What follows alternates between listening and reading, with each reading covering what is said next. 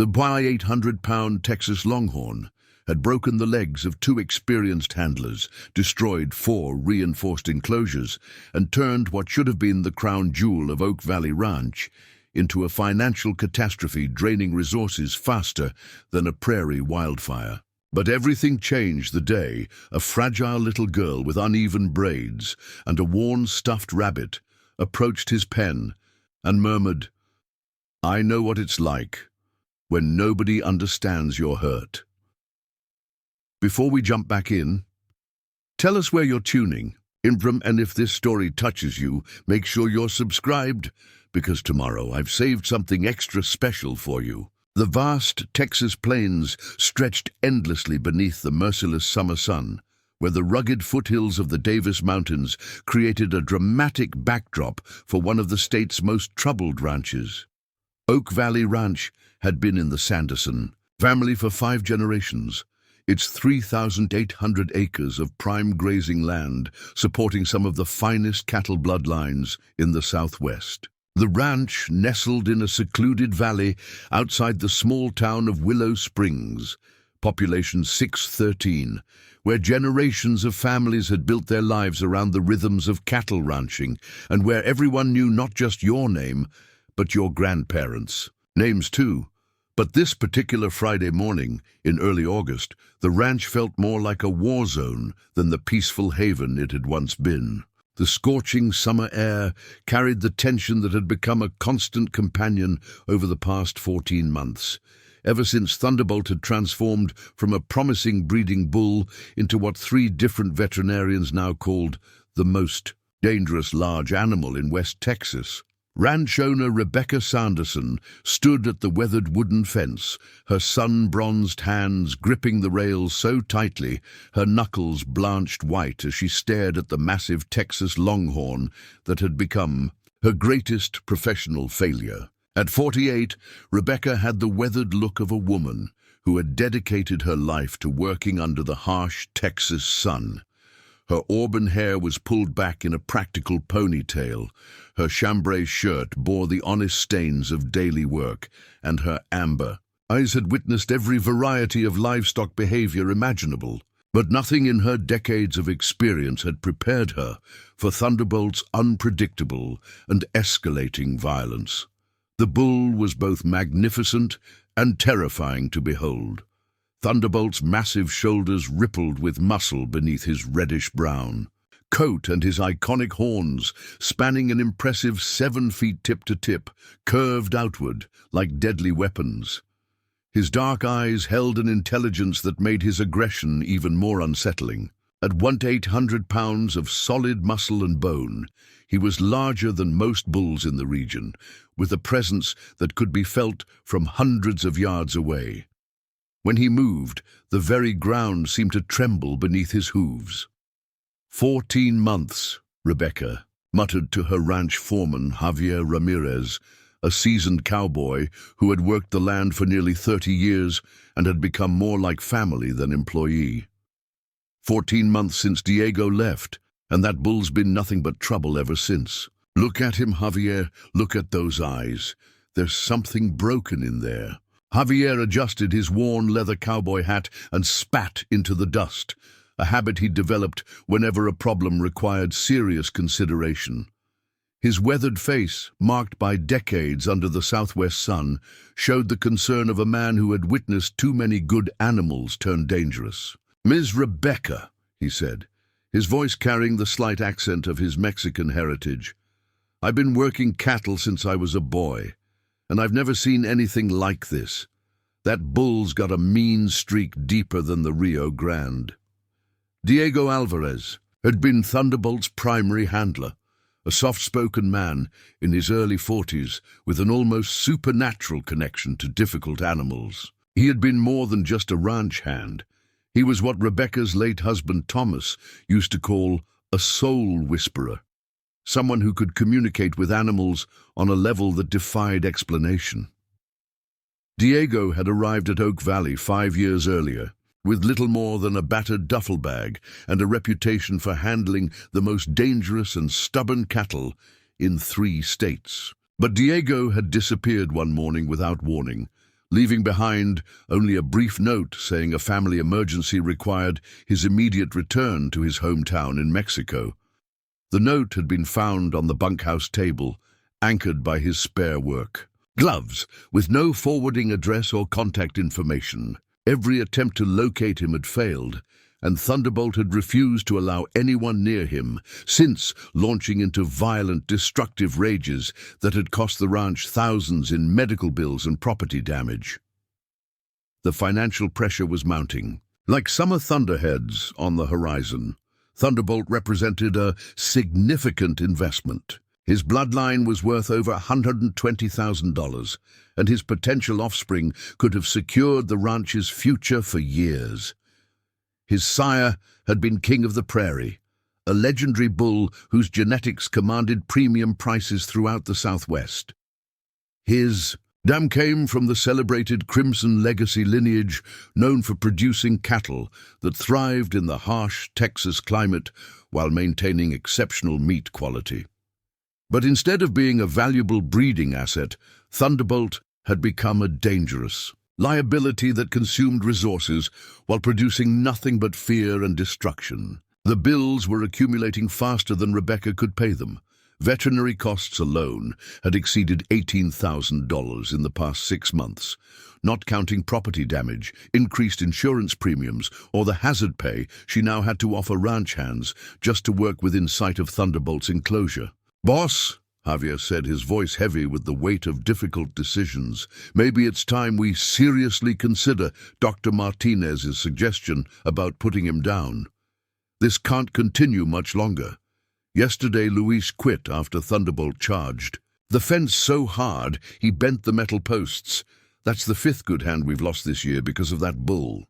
Rebecca's jaw tightened, the muscles working beneath her tanned skin as she fought against the inevitable conclusion that everyone else had already reached. Dr. Martinez, the regional large animal veterinarian, had been recommending euthanasia for months, ever since the incident when Thunderbolt had nearly gored him during what should have been a routine examination.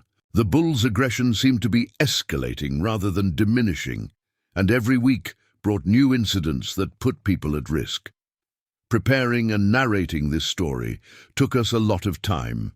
So if you are enjoying it, subscribe to our channel. It means a lot to us. Now back to the story. "That bull's bloodline is worth a fortune," Rebecca replied, though her voice carried less conviction than it had months ago. "Diego managed him perfectly for 3 years. Hell, Diego could walk right into that paddock, and Thunderbolt would follow him around like an oversized puppy. There has to be another way. There must be something we're missing, some key to understanding what's eating at him." The memory of Diego and Thunderbolt together was almost painful to recall. Diego would enter the enclosure with nothing but a soft voice and infinite patience, and the massive bull would calm instantly. It had been like witnessing magic, the way the angry, dangerous animal would transform into something almost gentle under Diego's care. Rebecca had never understood how it worked, but she had trusted it completely. Javier kicked at a cloud of dust, sending it skittering across the parched ground. "Maybe so, boss, but we ain't Diego, and Diego ain't coming back. We've tried everything.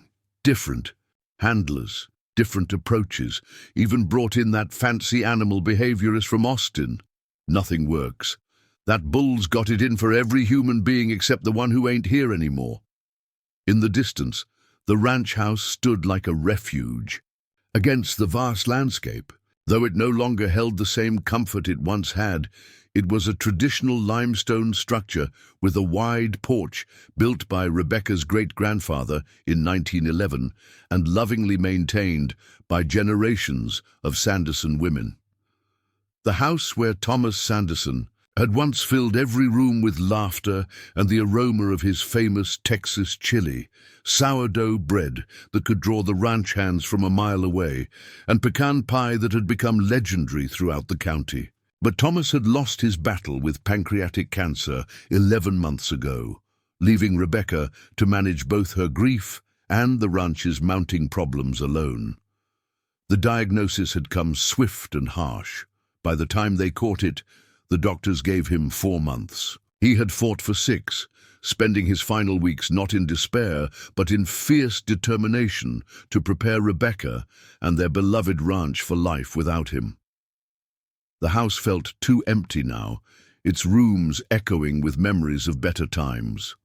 Thomas's coffee mug still sat in the kitchen cupboard, untouched since the morning he had been too weak to lift it. His reading glasses remained on his desk, next to the Western novel he would never finish. The herb garden he had tended with such care was beginning to wilt despite Maria Ramirez's best efforts, as if the plants, too, mourned their caretaker's absence. Thomas had been more than Rebecca's husband and partner. He had been the ranch's unofficial peacemaker, the one who could calm anxious horses with a gentle word and somehow knew exactly what every animal needed. He had possessed an intuitive understanding of animal psychology that went beyond anything taught in agricultural schools. His absence had left a void that went far beyond the personal. The entire ranch seemed to feel his loss, from the skittish horses to the normally docile cattle.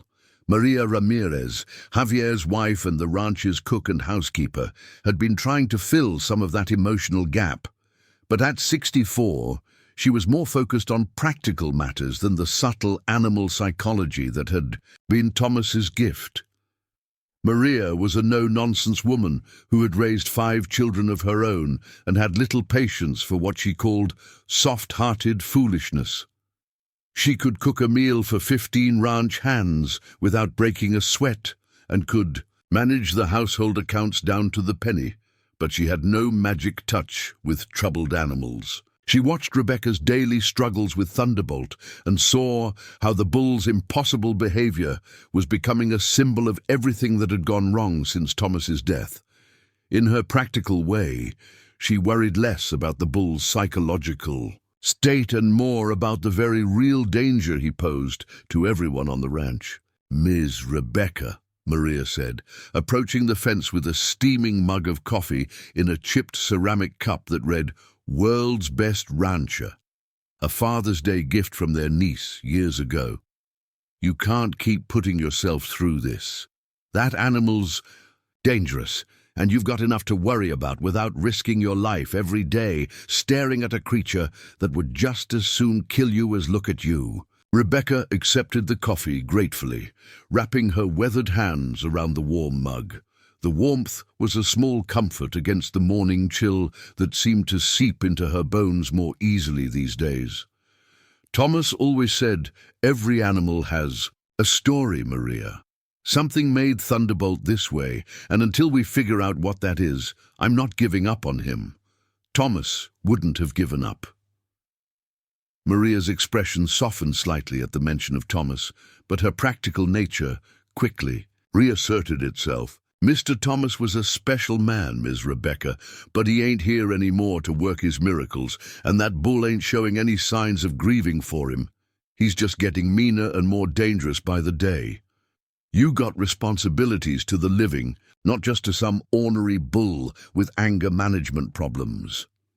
But even as she spoke those words about not giving up, Rebecca could feel her resolve weakening like an old fence with too many broken posts. The financial strain was becoming unbearable, and the constant stress of managing an unpredictable, dangerous animal was taking its toll on everyone at the ranch. The other cattle were becoming agitated by Thunderbolt's presence, their usual calm disrupted by his frequent rages. The ranch hands were requesting hazard pay for any work that brought them within 200 yards of his enclosure, and 3 insurance companies had already dropped their coverage altogether. The bank was asking uncomfortable questions about the ranch's viability, and Rebecca found herself lying awake at night, staring at the ceiling, wondering how long she could keep hemorrhaging money before she lost everything her family had built over 5 generations. The mortgage payments were becoming harder to meet, and the seasonal cash flow problems that had always been manageable were now threatening to become permanent. Javier broke the morning silence by pointing toward the gravel road that led up to the ranch house. "Looks like we got company, boss. County vehicle coming up the drive." Rebecca squinted against the morning sun and saw a white Chevrolet Tahoe, with county plates kicking up a small dust cloud as it made its way along the winding ranch road. The vehicle moved slowly, carefully navigating the potholes that Rebecca kept meaning to fill but never seemed to find time for.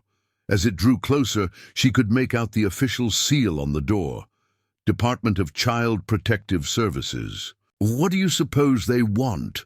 Javier asked, though his tone suggested he already suspected this wasn't a social call. "Nothing good," Rebecca muttered, her stomach tightening with familiar anxiety. In her experience, when government vehicles showed up unannounced at your property, it usually meant problems you didn't know you had were about to become problems you couldn't ignore.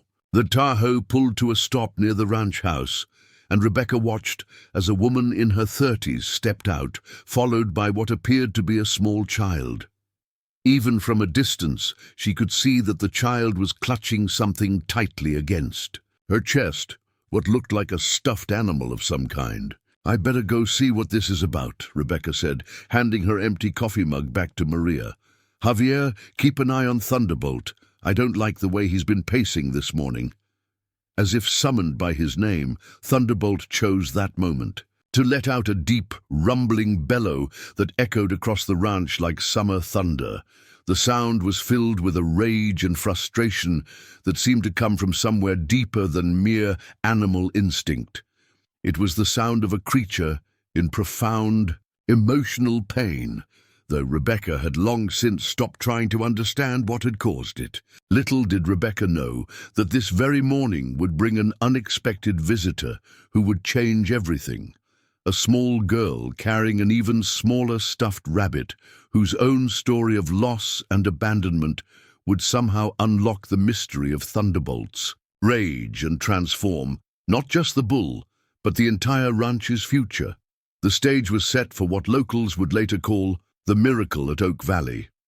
Though on this particular Friday morning in early August, a miracle was the last thing anyone expected to find in the shadow of Texas's most dangerous bull. As Rebecca walked toward the county vehicle, Thunderbolt's bellowing continued to echo across the plains, a sound of fury and pain that had become the ranch's daily soundtrack, but which would soon be replaced by something no one could have possibly imagined. The County Child Protective Services vehicle sat in the ranch driveway like an omen, its official white paint and government plates a stark contrast to the rustic surroundings of Oak Valley Ranch. Rebecca approached with the cautious gait of a woman who had learned that unexpected visits from government officials rarely brought good news.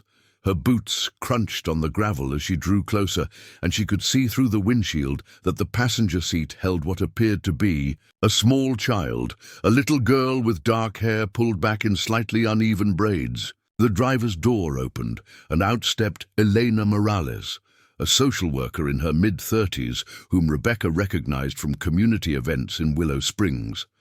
Elena was known throughout the county as someone who genuinely cared about the children in her care, but she also had a reputation for being direct and no-nonsense when it came to difficult placements. She wore a professional navy blouse over khaki pants, her tablet clutched against her chest like armor, and her expression carried the weight of someone delivering news that would change lives forever.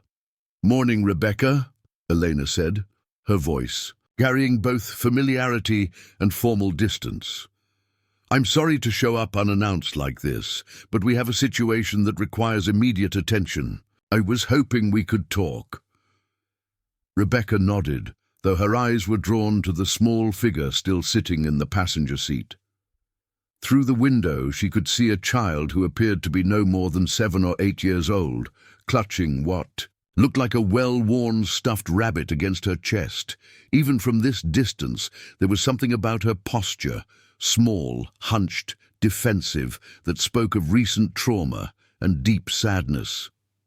"Of course," Rebecca replied, though her voice carried reluctance. "What can I do for you, Eleanor?"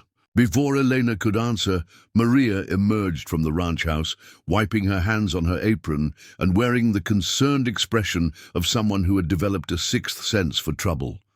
Behind her, Javier appeared from the direction of the barn, his weathered face creased with curiosity and caution. "This is about Lily," Elena said, gesturing toward the car. "Lily Hernandez. She's 8 years old, and as of 5 days ago, she became an orphan." The words hit Rebecca like a physical blow.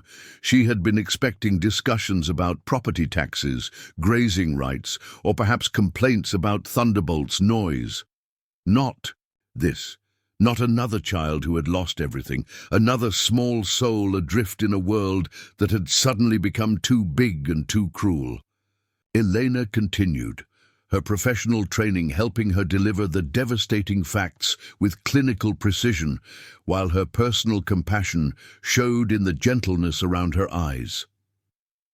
Lily's parents, Marco and Sofia Hernandez, were killed in a flash flood on Route 17 last Sunday night. They were driving home from a family celebration when their car was swept away. The rescue team found Lily clinging to a tree branch nearly half a mile downstream. Maria gasped, her hand flying to her mouth. "Dios mío, that poor little angel. I remember hearing about that flood on the news. They said there were casualties, but they didn't mention a child survivor." Elena explained. Lily was unconscious when they found her. She spent 2 days in the hospital with mild hypothermia and shock. Physically, she's recovered, but emotionally... Eleanor's voice trailed off, revealing the toll these cases took even on the most experienced social workers. Rebecca felt her chest tighten with familiar grief. The loss of parents was something she understood all too well, having lost her own mother to cancer when she was just 16. But to lose both parents in such a traumatic way, to actually survive the event that took them, the cruelty of it, was almost incomprehensible. "What about other family?" Rebecca asked, though something in Elena's expression already suggested she wouldn't like the answer. "We've been searching for 5 days," Elena replied. "Marco was an only child whose parents died years ago. Sofia's family is in Guatemala, and we've been unable to locate them. The only relative we could find is you, Rebecca." "Me?" Rebecca's voice rose in surprise. "That's not possible. I don't have relatives named Hernandez." Eleanor consulted her tablet, swiping through several pages of official documents. "Sofia's maiden name was Sanderson. Her father was James Sanderson, your father's brother who moved to Guatemala 30 years ago. According to our genealogy research and state family services protocols, you are Lily's closest living relative in the United States." The revelation stunned Rebecca. Uncle James, her father's estranged brother who had left Texas decades ago, after a bitter family dispute. She had a vague childhood memory of him, a tall man with her father's eyes and a restless energy that couldn't be contained by ranch life. He had married a woman he met while working with an agricultural development program in Central America and had never returned to Texas. "I never even knew Uncle James had a daughter," Rebecca said quietly, the weight of these unexpected connections settling over her like an approaching storm. "According to our records, Sofia came to the United States with her husband 10 years ago. They settled in El Paso initially, then moved to Willow Springs 3 years ago when Marco got a job at the regional hospital as a maintenance supervisor." The weight of those words settled over the ranch like storm clouds. Rebecca felt the familiar panic that came with unexpected responsibility, the same feeling she'd experienced when Thomas had first been diagnosed with cancer. But this wasn't a medical crisis with a clear treatment plan. This was a little girl whose entire world had been destroyed. "I don't know anything about raising little girls," Rebecca protested, running her hand through her ponytail in a gesture that had become habitual whenever she felt overwhelmed. "This is a working ranch, Elena. It's dangerous. We've got equipment, livestock, and..." She gestured toward the sound of Thunderbolt's distant bellowing. "We've got that bull who's been terrorizing everyone for over a year. This isn't a place for a child." Maria stepped forward, her maternal instincts overriding her usual deference to her employer. "Now, Miss Rebecca, this house has seen children before. Your own daddy and his daddy were raised right here on this ranch, and they turned out just fine. A child needs family, and family is family, no matter how distant the connection." Elena looked relieved to have an ally in Maria. "The alternatives aren't good, Rebecca. The state foster care system is overcrowded, and most families aren't equipped to handle a child with Lily's level of trauma." She lowered her voice. She hasn't spoken a word since the accident, not one word. As if summoned by their conversation, the passenger door of the county vehicle opened, and Lily Hernandez stepped out onto the gravel driveway. She was small for her 8 years, with dark hair that hung limply around a face that seemed too serious for someone so young. She wore a pink t-shirt that was slightly too large, jeans with a small tear at one knee, and sneakers that looked relatively new, but it was her eyes that captured Rebecca's attention, large, dark eyes that held a sadness so profound it seemed impossible that such a small person could contain it. Clutched against her chest was indeed a stuffed rabbit, though it had clearly seen years of loving use. The rabbit's grey fur was worn thin in places, one ear was slightly frayed, and its blue ribbon bow tie was faded and tattered. But Lily held it with the fierce protectiveness of someone who had already lost too much and couldn't bear to lose anything else. Lily stood perfectly still beside the car, not moving closer to the adults, but not retreating either. She simply watched them with those enormous eyes, taking in every word of the conversation that was determining her fate.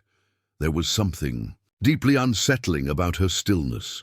Children her age should be fidgeting, asking questions, or showing some sign of nervous energy. Instead, Lily seemed to exist in a bubble of profound quiet that spoke of shock and grief too large for her. Small frame to process. "Hello, Lily," Rebecca said gently, crouching down to bring herself closer to the child's eye level.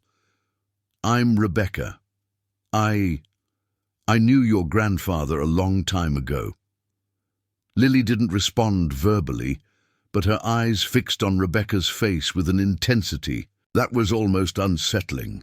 She seemed to be evaluating her, measuring her against some internal standard that only she understood. After a long moment, she shifted the stuffed rabbit to one arm and extended her free hand toward Rebecca in a gesture that was both childlike and oddly formal. Rebecca reached out and gently shook her small hand. Her fingers were cold despite the August heat, and her grip was surprisingly strong for someone so young. "That's a cute rabbit you have there," Rebecca said softly. "Does he have a name?" For a moment it seemed as though Lily might not answer. Then, in a voice so quiet it was barely above a whisper, she said, "Hopper. Daddy won him for me at the fair when I was little." The sound of her voice was like a small miracle. Eleanor's eyes widened in surprise, and she quickly made a note on her tablet. "That's the first time she's spoken since Sunday," she whispered to Maria. Not even the hospital staff could get her to say a word. Maria felt her heart breaking for this small, brave child who was trying so hard to be strong in the face of unimaginable loss. She had raised 5 children of her own and had helped with countless others over the years, but there was something about Lily's quiet dignity that touched her deeply. "Well, Hopper is a fine name for a fine rabbit," Maria said, her voice warm, with genuine affection. "I bet he's been taking real good care of you." Lily nodded solemnly, then looked past the adults toward the ranch buildings. Her gaze moved from the barn to the various outbuildings, taking in the horses in the distant pasture and the cattle dotting the landscape. When her eyes reached the area where Thunderbolt's enclosure was located, she paused, her head tilting, slightly, as if she were listening to something the adults couldn't hear. "What's that sound?" she asked, her voice still quiet but carrying a note of curiosity that was the first sign of childhood interest she had shown. Rebecca followed her gaze and realized she was hearing Thunderbolt's occasional bellows, which had become such a constant part of ranch life that she barely noticed them anymore. "That's Thunderbolt," she said carefully. "He's a bull, a very large cow, but he's not feeling very happy right now, so we have to keep him separate from the other animals." Lily continued to stare in the direction of the sound, her expression thoughtful. Why isn't he happy? The question was so direct, so innocently perceptive, that Rebecca found herself momentarily at a loss for words. How do you explain to an 8-year-old that sometimes animals, like people, carry pain that no one knows how to heal? "We're not really sure," Rebecca said honestly. "Sometimes animals get sad or angry, just like people do. Thunderbolt used to have a special friend who took care of him, but that friend had to go away, and now Thunderbolt doesn't know how to trust anyone else." Lily nodded, as if this explanation made perfect sense to her. "Like me," she said simply. "My mommy and daddy had to go away too." The parallel was so obvious, so heartbreakingly clear, that it took Elena's breath away. In her years of social work, she had learned to look for signs that a child might be able to bond with a potential placement, and Lily's immediate understanding of Thunderbolt's situation was exactly the kind of indicator she hoped to find. "Ms. Sanderson," Eleanor said formally, consulting her tablet again, "I need to know if you're willing to take temporary custody of Lily while we complete the paperwork for a more permanent arrangement. The state prefers family placements when possible, and given Lily's trauma level, stability is crucial." Rebecca looked at Lily, who was still gazing toward Thunderbolt's enclosure with an expression of profound understanding. She thought about her empty house, her overwhelming ranch responsibilities, and her complete lack of experience with children. She thought about the financial pressure she was already under and the dangerous bull that made every day unpredictable. But she also thought about Thomas, who had never turned away from any creature in need. She thought about her own childhood on this ranch, where she had learned lessons about responsibility, compassion, and the bonds between humans and animals that had shaped her into the woman she had become. And she thought about the look in Lily's eyes, a look she recognized because she had seen it in her own mirror during the darkest days after Thomas's death. Maria stepped closer to Rebecca, her voice low but firm. "Ms. Rebecca, Mr. Thomas would have already had that child in the kitchen with a plate of cookies and a glass of milk. You know what the right thing to do is." Javier, who had been quietly observing the entire exchange, removed his hat and spoke, with the respectful formality he reserved for the most serious occasions. "Boss, if you don't mind me saying so, this ranch could use some young energy around here. Maybe a little girl who understands sadness might be exactly what we all need." Rebecca looked around at the faces of the people who had become her family. Maria, with her fierce maternal protectiveness, Javier with his quiet wisdom, and Elena with her professional hope that this placement might work. Then she looked back at Lily, who was watching her with those serious dark eyes that seemed to hold far too much knowledge for someone so young. "Lily," Rebecca said gently, "would you like to stay here at the ranch for a while? We have horses and chickens and lots of space to explore. Maria makes the best chocolate chip cookies in all of Texas." Lily considered this offer with the gravity of someone making a life-changing decision. She looked at the ranch house with its wide porch, at the vast landscape that stretched toward the mountains, and at the adults who were waiting patiently for her answer. "Can I see the sad bull?" she asked finally. Rebecca was taken aback by the request. "Thunderbolt. He's not really safe to get close to, sweetheart. He's been very angry lately, and we have to be careful." "I just want to see him," Lily interrupted softly. "From far away. I think he needs someone to listen. There was something in her voice, some quality of understanding that went beyond her years, that made Rebecca reconsider her automatic protective response. Thomas had always said that sometimes the best healing happened when wounded creatures recognized each other, and perhaps Lily's instinct to see Thunderbolt was exactly what both of them needed. "All right," Rebecca said slowly. "We can walk over where you can see him better, but we have to stay very far away from his fence." "Okay." Lily nodded solemnly and took Rebecca's hand with a trust that surprised her, her small fingers wrapped around Rebecca's calloused palm. For the first time since Thomas's death, Rebecca felt the stirring of hope that maybe, just maybe, this broken ranch might have room for healing after all. As they walked toward Thunderbolt's distant enclosure, Lily's stuffed rabbit tucked securely. Under her free arm, Eleanor completed the paperwork that would officially place the child in Rebecca's temporary care. Maria began mentally planning the fastest way to transform the spare bedroom into a little girl's sanctuary, and Javier wondered if a child's presence might somehow calm the troubled atmosphere that had settled over the ranch like a curse. None of them could have predicted that Lily's arrival would set in motion a series of events that would not only transform the relationship between a little girl and a dangerous bull, but would ultimately save them all from the loneliness and despair that had been consuming Oak Valley Ranch one day at a time.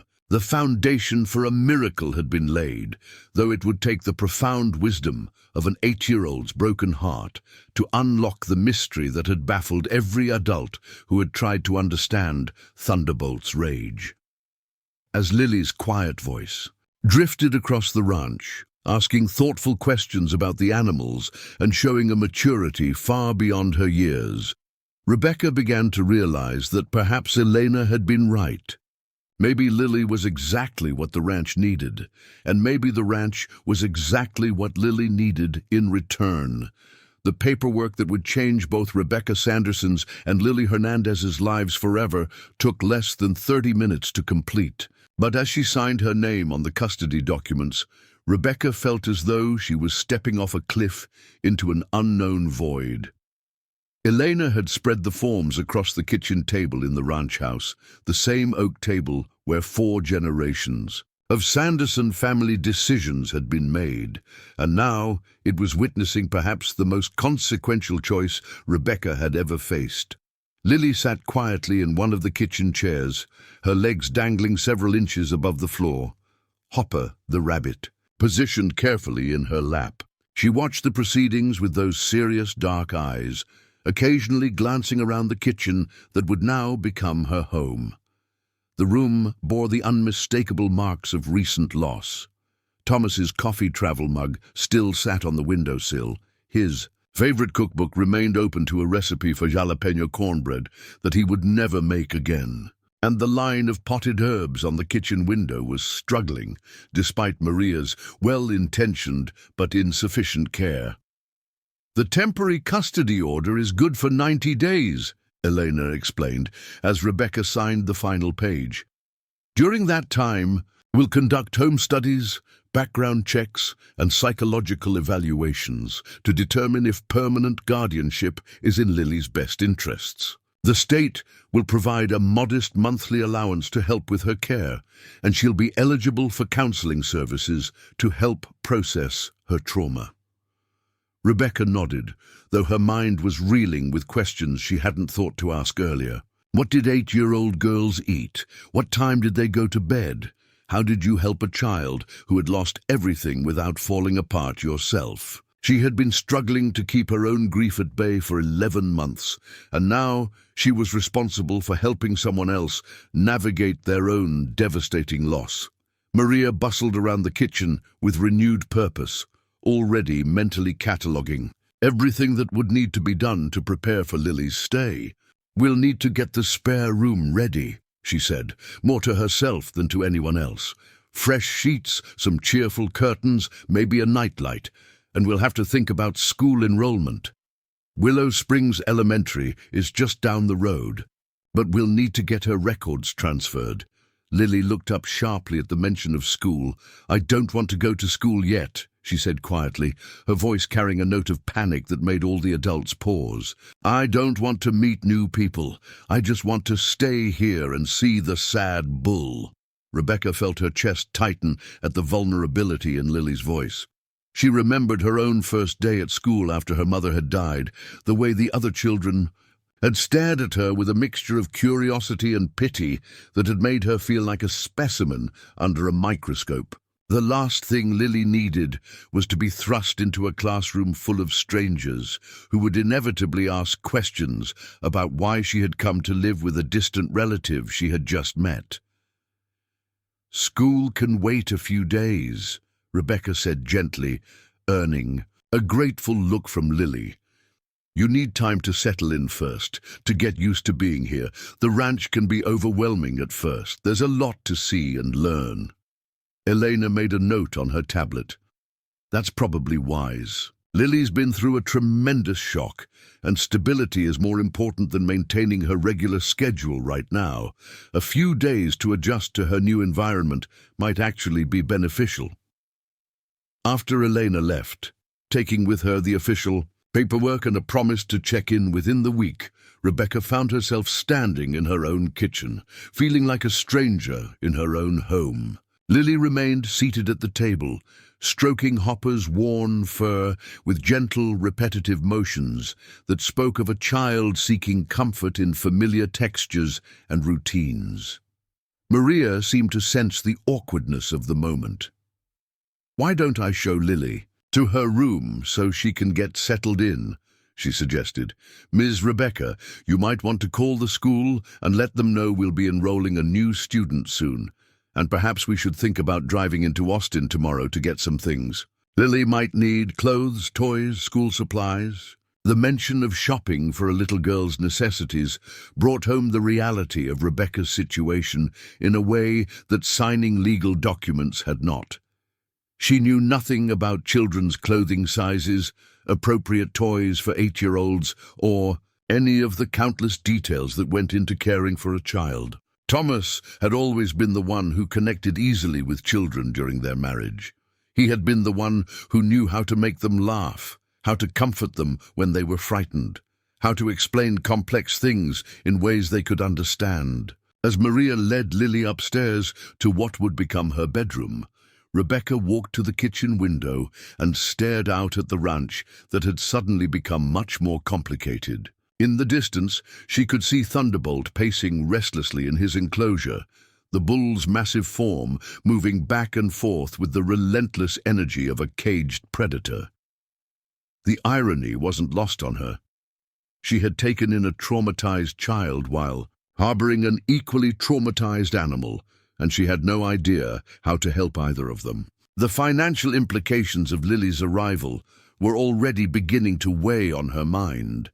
The monthly allowance from the state would help, but it wouldn't cover everything a growing child needed. She was already struggling to meet the ranch's operating expenses, and adding a child's needs to the budget would require careful planning and probably some difficult decisions about which ranch improvements would have to be postponed. But beyond the practical concerns lay deeper, more troubling questions about her own emotional readiness for this responsibility. Rebecca had been barely functioning since Thomas's death, moving through each day with the mechanical efficiency of someone who had learned to exist without truly living.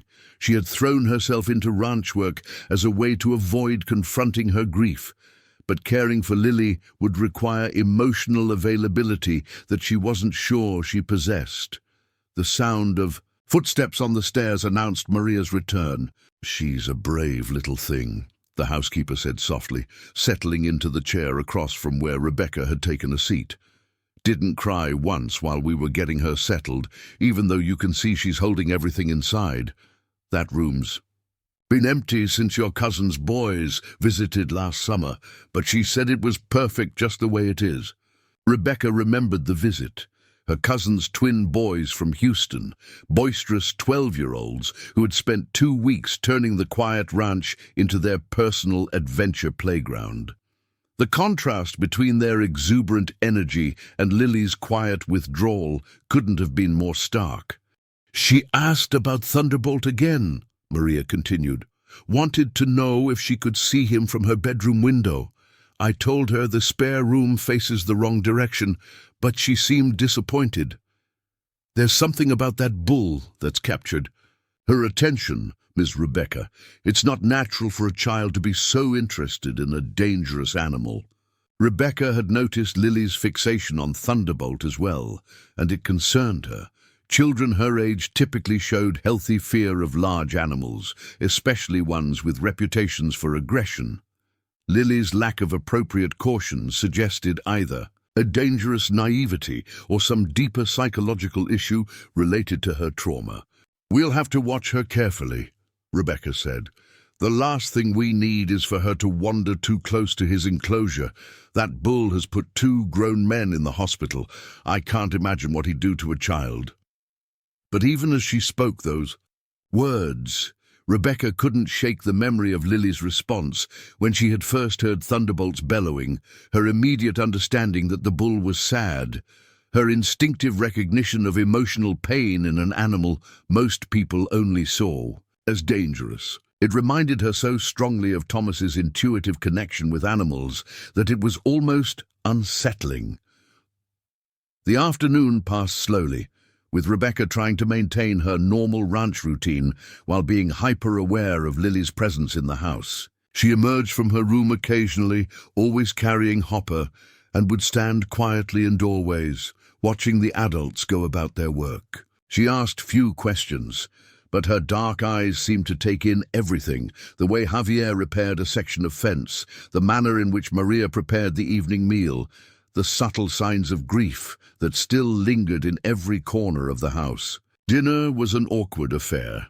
Lily ate very little, despite Maria's encouragement, picking at the chicken enchiladas with the mechanical motions of someone eating out of necessity rather than hunger.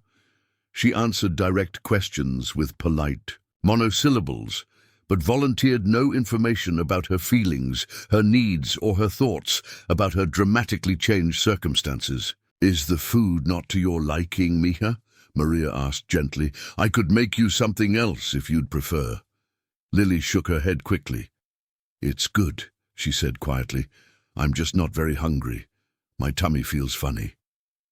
Rebecca recognized the symptom from her own experience with grief, the way emotional trauma could manifest as physical discomfort, making even the most appealing food taste like cardboard and sit in your stomach like lead. She had lost 12 pounds in the weeks following Thomas's death, existing mainly on coffee and whatever Maria could convince her to eat.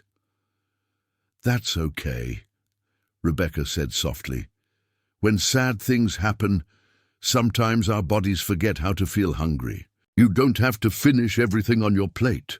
Lily looked up at her with surprise, as if she hadn't expected an adult to understand such a feeling. "Did your tummy feel funny when someone you loved went away?" The question hit Rebecca like a physical blow. Lily's directness, her ability to cut straight to the heart of emotional truth with the clarity that only children possess, reminded her painfully of Thomas's similar gift for seeing through surface complications to underlying feelings. "Yes," Rebecca admitted, her voice rough with emotion. "When my husband Thomas died, I felt sick to my stomach for a long time. I didn't want to eat or sleep or do much of anything. It took a while before food started tasting good again." Lily nodded solemnly, as if this confirmation of shared experience provided some comfort. "Mommy said that when people go to heaven, they watch over us like guardian angels. Do you think your husband can see us right now?" Rebecca felt tears threaten. For the first time since the funeral, she had been asked similar questions by well-meaning friends and relatives, but there was something about hearing it from an 8-year-old who was trying to make sense of her own devastating loss that made the question impossible to deflect. With platitudes, "I hope so," she said honestly. "I really hope so." After dinner, as the Texas sky deepened into the purple twilight that marked the end of summer days, Rebecca found herself at a loss for how to spend the evening. Her normal routine involved reviewing ranch financial records, planning the next day's work, or simply sitting on the porch with a glass of iced tea while the day's stress slowly faded. None of these activities seemed appropriate with an 8-year-old. In the house, Lily solved the problem by asking if she could sit on the front porch and listen to the ranch sounds. She positioned herself on the porch swing with Hopper, her small legs barely reaching the edge of the seat, and gazed out at the landscape with the intense focus of someone trying to memorize every detail. Rebecca joined her, settling into the rocking chair that had been Thomas's favorite spot for watching sunsets. From the porch, they could hear the gentle lowing of cattle settling in for the night, the distant whinny of horses, and the ever-present sound of Thunderbolt's occasional bellows, carrying across the ranch like a mournful song. "He sounds lonelier at night," Lily observed, tilting her head toward the sound. "During the day he sounds angry, but now he just sounds sad." Rebecca listened more carefully to Thunderbolt's vocalizations, trying to hear what Lily heard. To her surprise, she was right. There was a different quality to the bull's nighttime sounds, less aggressive and more plaintive. It was the kind of subtle distinction that she might have missed if not for Lily's observation. "You're very good at listening," Rebecca said. "That's a special skill." Lily hugged Hopper closer. "Daddy said I was a good listener. He said, some people talk with their mouths, but animals and sad people talk with their feelings, and you have to listen with your heart to understand them." The wisdom in her words, delivered with the matter-of-fact simplicity of childhood, made Rebecca realize that perhaps Lily's interest in Thunderbolt wasn't dangerous naivety after all. Perhaps it was the same intuitive understanding of animal psychology that had made Thomas so effective with troubled creatures. As the stars began to appear in the vast Texas sky, Rebecca felt the weight of her new responsibility settling over her like a heavy blanket. She was a 48-year-old widow who had been struggling to maintain her own emotional equilibrium, and now she was responsible for helping a traumatized child navigate her grief while keeping her safe on a ranch that housed one of the most dangerous animals in the county. But sitting there on the porch with Lily, listening to her thoughtful observations about the ranch sounds and watching her find small moments of peace despite her profound loss, Rebecca began to wonder if perhaps this unexpected placement might offer healing for both of them. Lily needed stability, understanding, and time to process her trauma. Rebecca needed purpose, connection, and a reason to engage with life beyond merely surviving each day. The question that remained was whether either of them was strong enough to help the other heal, or whether the combination of Rebecca's grief and Lily's trauma would prove too overwhelming for the fragile foundation they were trying to build. As Thunderbolt's lonely bellowing continued to echo across the ranch, Rebecca couldn't shake the feeling that somehow the bull's story and Lily's story were connected in ways she didn't yet understand, and that understanding, that connection, might be the key to saving them all. "Ms. Rebecca," Lily's quiet voice interrupted her thoughts. "Yes, sweetheart. Thank you for letting me stay here. I know you didn't have to, and I know you're sad too, but I'm glad I'm not alone anymore." Rebecca felt her throat tighten with emotion. "I'm glad you're here too, Lily. I think maybe we can help each other figure out how to be okay again." As they sat together in the gathering darkness, neither Rebecca nor Lily could have imagined that tomorrow would bring the encounter that would change everything, not just for them, but for the angry, heartbroken bull whose own need for connection would soon intersect with theirs in the most extraordinary way possible. The next morning dawned bright and clear, with the kind of golden Texas light that made everything seem sharper and more vivid. Rebecca had slept fitfully, her dreams filled with anxious scenarios of Lily wandering into danger or crying inconsolably for parents who would never return. But when she descended to the kitchen at her usual 5:30 a.m., She found Lily already awake, sitting at the table with Hopper, staring out the window toward the distant hills with the patient stillness of someone who had learned to find comfort in solitude. Maria was already bustling around the kitchen, preparing what appeared to be enough breakfast for a crew of ranch hands. "Morning, Miss Rebecca," she said cheerfully. "Our little Lily here has been up since dawn, quiet as a church mouse. Says she wanted to watch the sun come up over the hills." Lily turned from the window and offered Rebecca a small smile. "Good morning, Miss Rebecca." The sky turned purple, then pink, then orange before it got yellow. It was beautiful. "You're an early riser," Rebecca observed, pouring herself coffee from the pot Maria always had ready before she woke. "Did you sleep okay?" Lily nodded, though Rebecca noticed the dark circles under her eyes suggested otherwise. "I had dreams about Mommy and Daddy, but they were nice dreams. They were telling me it was okay to be here, that they wanted me to be safe." The matter-of-fact way she described what must have been an emotionally complex dream reminded Rebecca of Thomas's ability to find meaning and comfort in life's difficult moments.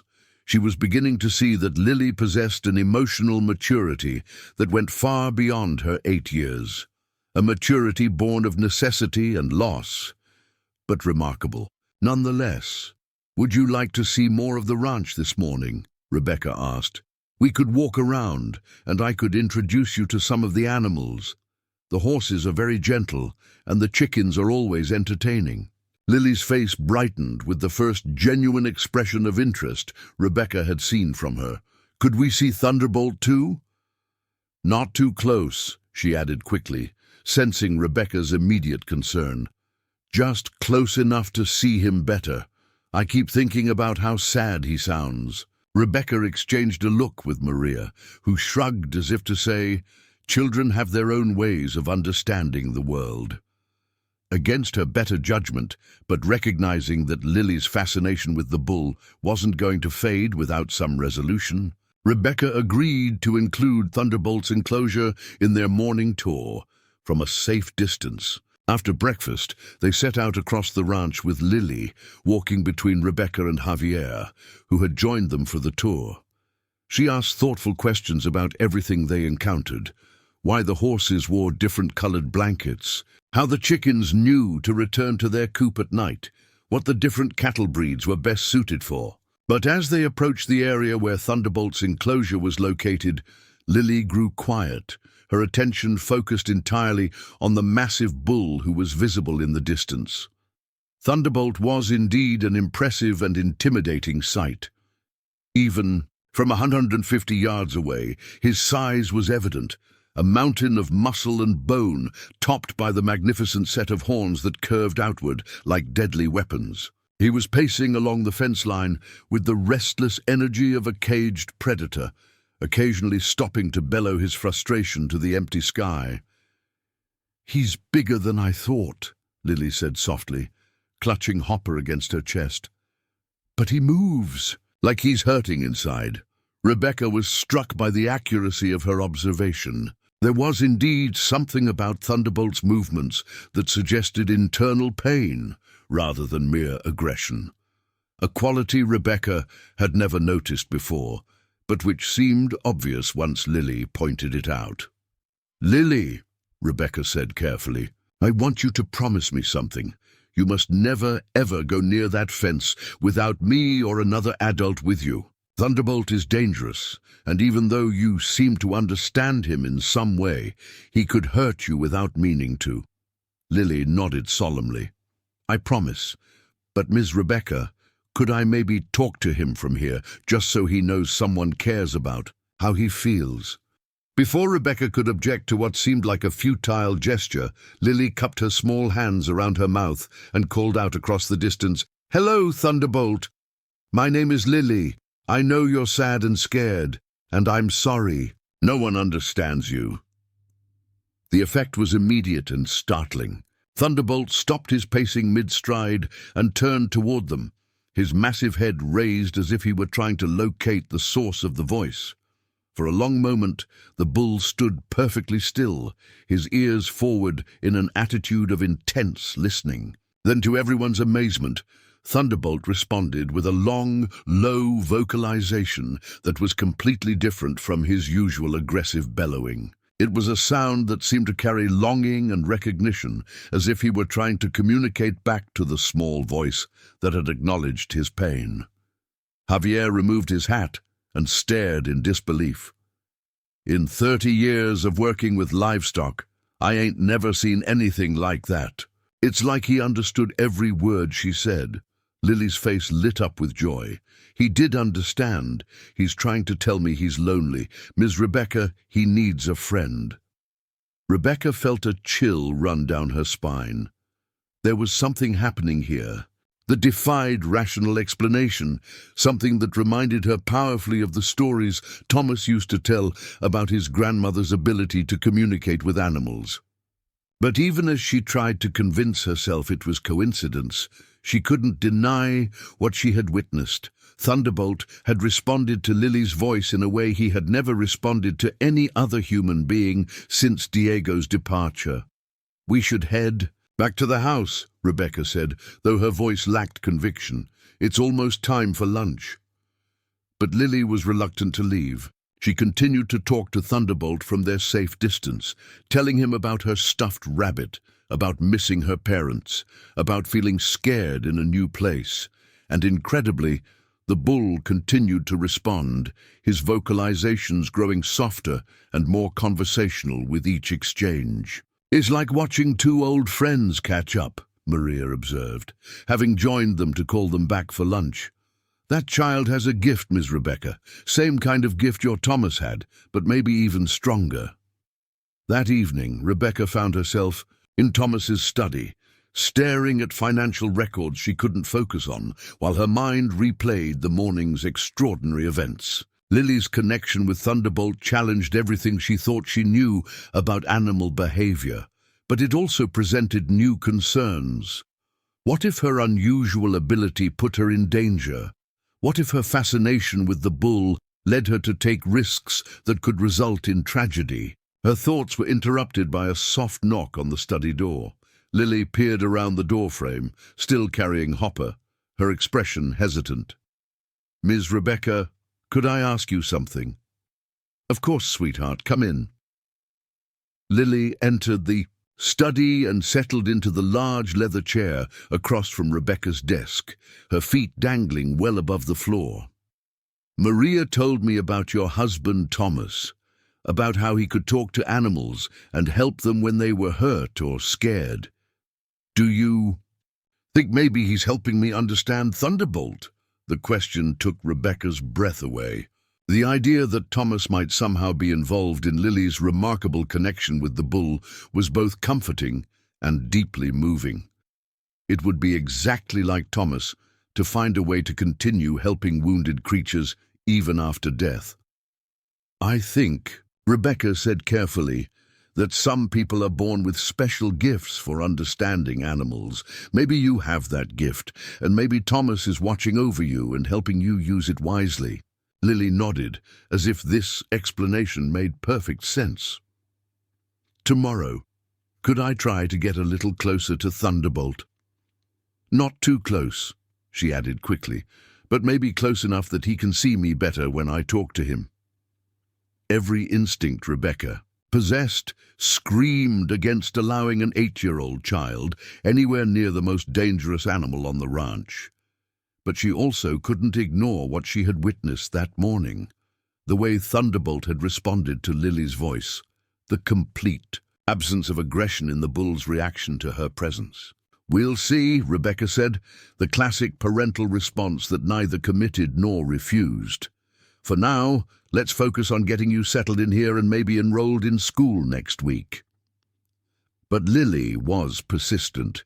Over the next several days, she asked repeatedly to visit Thunderbolt, and each time they agreed to observe him from a distance, the interaction became more remarkable. Lily would talk to the bull about her day, her feelings, her memories of her parents, and Thunderbolt. would respond with increasingly gentle vocalizations. The angry, aggressive behavior that had characterized him for 14 months seemed to disappear entirely when Lily was present. Dr. Isabella Ramirez, the regional large animal veterinarian who had replaced Dr. Martinez after Thunderbolt's attack, arrived on Wednesday for what was supposed to be a routine check on the bull's health. She had heard rumors around town about a little girl who could talk to the dangerous bull, but she approached such claims with scientific skepticism. However, when she witnessed Lily's interaction with Thunderbolt from the safety of the observation area Rebecca had established, her professional skepticism gave way to amazement. "This is medically unprecedented," Dr. Ramirez muttered, adjusting her glasses as she observed Thunderbolt's completely relaxed posture. "That animal has attacked everything that's moved near him for over a year. Last month, he nearly destroyed a steel gate trying to get at a ranch hand who was 60 feet away." Lily seemed oblivious to the adult amazement surrounding her unprecedented ability. She continued speaking to Thunderbolt in hushed tones, telling him about her dreams, about missing her parents, and about feeling scared in her new home. "I know, you miss Diego too," she said, somehow understanding the connection between the bull's trauma and the departed ranch hand. "But maybe we can be friends now. Maybe we can help each other not feel so alone." Thunderbolt responded with low rumbling, sounds that almost seemed like conversation. His ears were forward and attentive, his massive head bobbing occasionally as if he were nodding in understanding. For the first time since Diego's departure, the bull's breathing was calm, his posture relaxed, and his demeanor completely peaceful. "Lily!" Rebecca called gently, not wanting to startle either the child or the bull. "It's time to come back to the house now." Lily turned and smiled at Rebecca, the first completely joyful smile she had seen from her since her arrival. "He's not mean, Miss Rebecca. He's just lonely like me, and I think he wants to be friends." With careful movements, Lily stepped back from the fence area, and Thunderbolt watched her go with what could only be described as disappointment. As soon as she was out of sight, however, the bull's demeanor began to shift back toward the restless agitation that had characterized him for months. Dr. Ramirez examined Thunderbolt's vital signs from outside the fence, amazed at the dramatic change in the animal's stress indicators. His breathing is normal, his posture is relaxed, and he's showing none of the stress signals I've documented over the past months. It's as if he's a completely different animal when that child is present. Word of Lily's extraordinary ability began to spread throughout the county faster than wildfire in dry grass. Ranchers from as far away as Midland came to witness the impossible sight of an 8-year-old girl communicating with one of the region's most dangerous bulls. The story was discussed in every coffee shop, diner, and feed store from Willow Springs to Odessa, becoming the kind of local legend that would be told and retold for generations. But not everyone was pleased with the attention Lily's gift was attracting. Dr. Marcus Reynolds, a renowned animal behaviorist from Texas A&M University, arrived at the ranch on Friday morning with deep concerns about what he termed the exploitation of a traumatized child for entertainment purposes. Dr. Reynolds was an imposing man in his 60s with steel-gray hair and the kind of academic arrogance that came from decades of being considered the foremost expert in his field. He had driven down from College Station after reading newspaper accounts of Lily's interactions with Thunderbolt, and he was clearly skeptical of the claims being made about her abilities. "Ms. Sanderson," Dr. Reynolds announced coldly as he stepped out of his university vehicle, "I'm here to evaluate whether this situation constitutes child endangerment. There are serious questions about whether it's ethical to allow a traumatized 8-year-old to interact with a dangerous animal, regardless of any supposed special abilities she might possess." Rebecca's heart sank. She had feared this day would come, the day when official scrutiny would threaten to separate Lily from the first place she had shown signs of healing. Dr. Reynolds represented everything Rebecca had learned to distrust about experts who prioritized theory over real-world results. Lily is never forced to interact with any animal, Rebecca protested as they walked toward the house. She chooses when and how to approach Thunderbolt, and we maintain strict safety protocols. The child has a genuine gift, Dr. Reynolds, and denying her the opportunity to use it would be cruel. Dr. Reynolds remained unmoved. Children don't have gifts for communicating with animals, Miss Sanderson. What you're describing is likely a combination of coincidence, wishful thinking, and possibly some form of behavioral conditioning that puts the child at unnecessary risk. Lily, who had been playing quietly on the front porch with Hopper, looked up as the adults approached.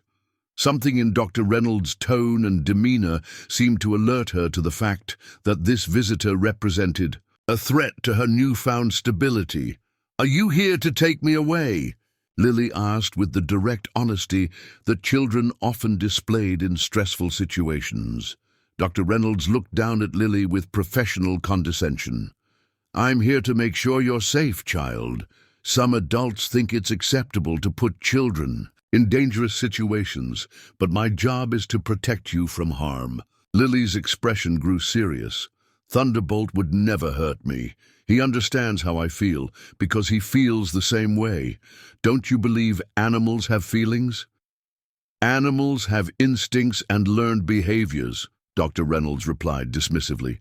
"They don't have complex emotions like humans, and they certainly can't understand human speech in the way you seem to believe." Lily stood up from her place on the porch, still holding Hopper tightly against her chest. "Thunderbolt does understand. Would you like me to show you?" What followed would be discussed in academic circles and local coffee shops for years to come.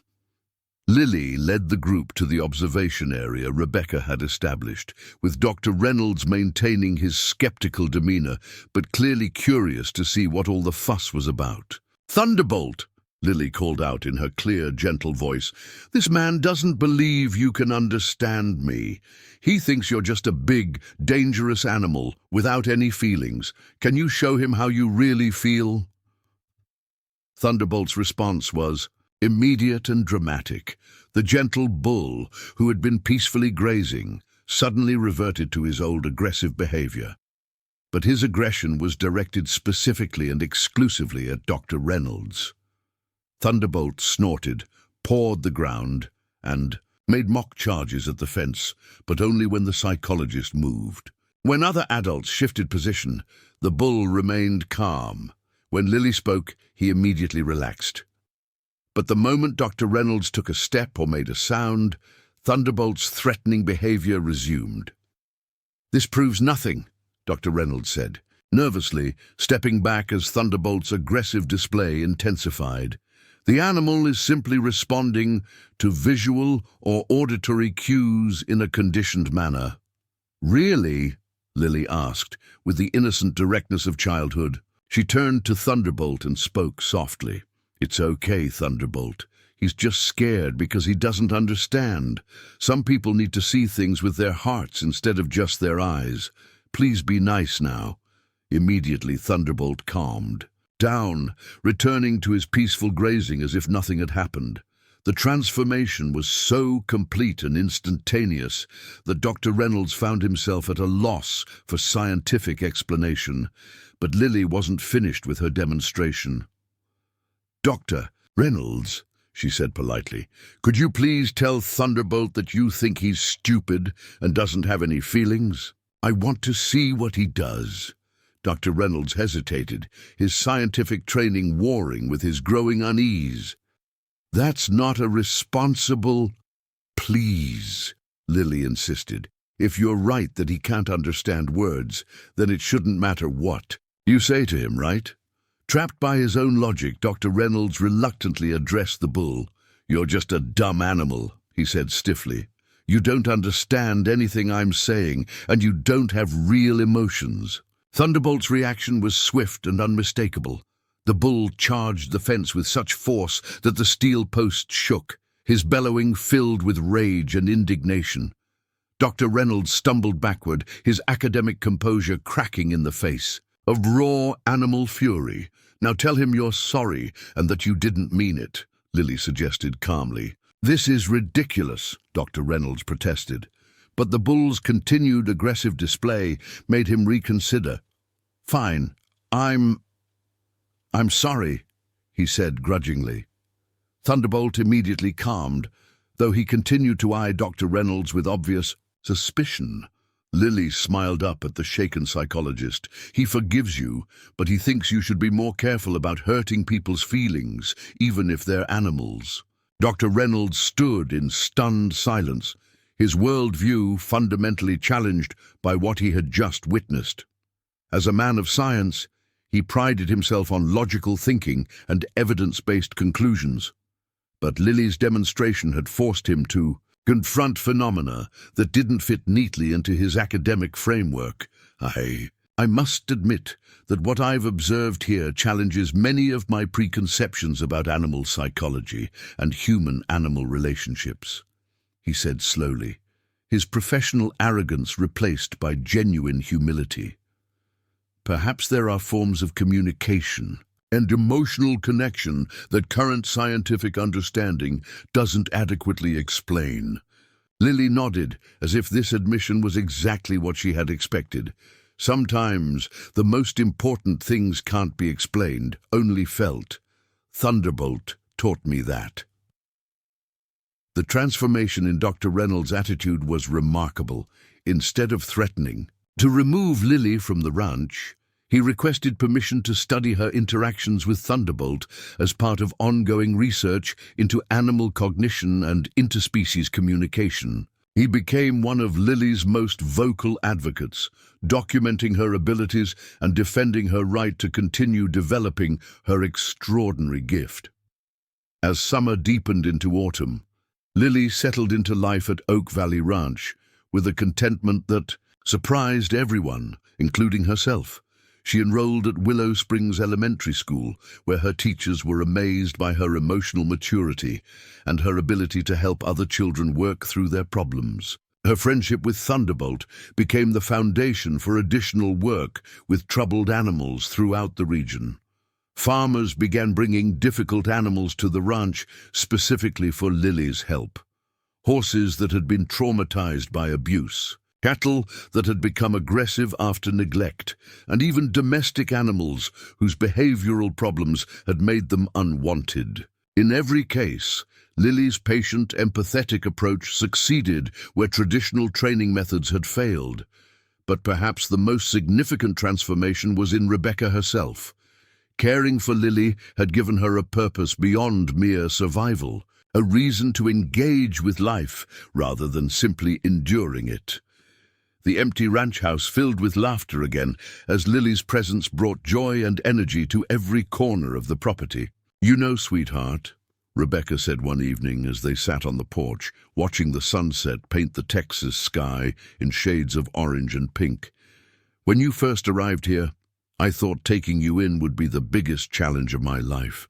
Lily looked up from her place on the porch swing, where she was teaching Hopper a new trick.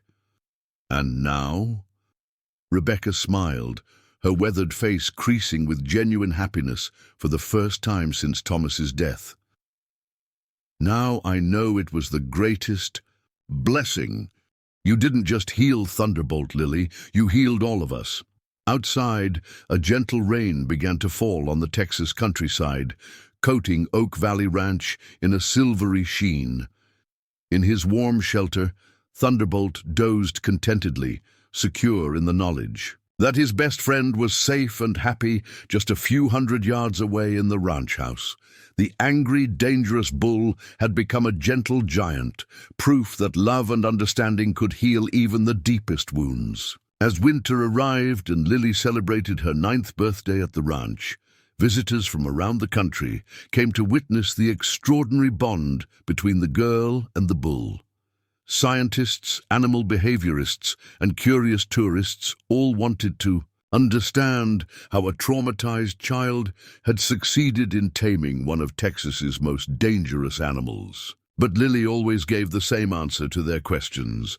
"I didn't tame Thunderbolt. We just helped each other remember how to trust again.